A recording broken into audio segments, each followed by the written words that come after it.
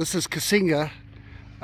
This is the building that Captain Marius Cornelissen set up a field hospital. He was a captain at the time. He, bless his soul, he passed away about a year ago.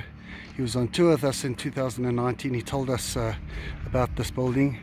I believe that Colonel Jan Breitenbach, 32 Battalion Commander, also set up a HQ over here.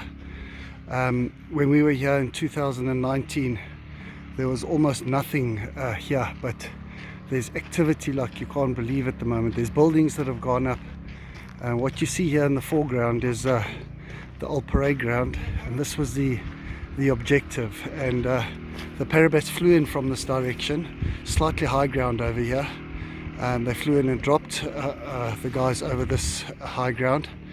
And then from this direction there, you can see in the distance it goes into a dip and high ground. There was a river down there, and Skilly Himan parachuted. He fell off course and fell into the river, and we presume that he drowned.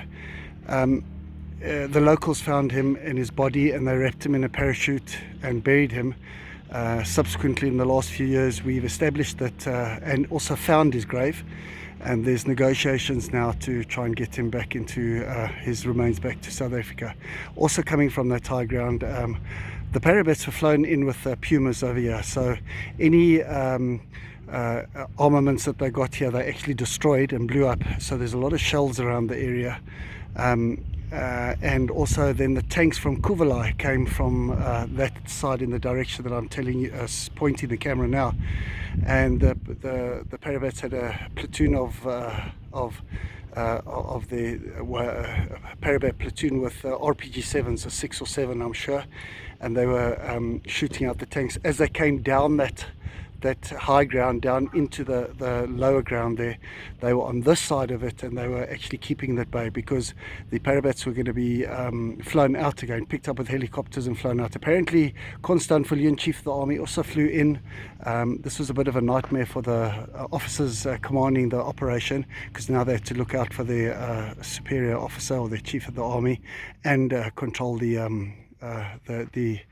operation.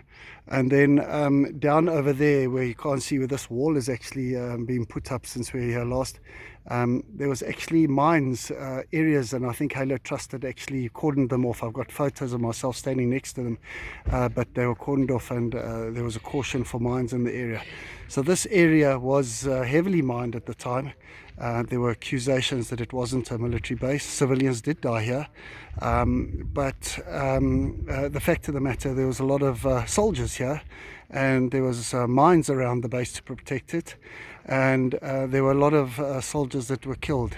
Legend has it that they dumped all the soldiers into a mass grave and then threw the civilians on top, called the media and the United Nations to blame us for killing civilians. As tragic as that may be, we all know that during wars, many times, more civilians die than soldiers.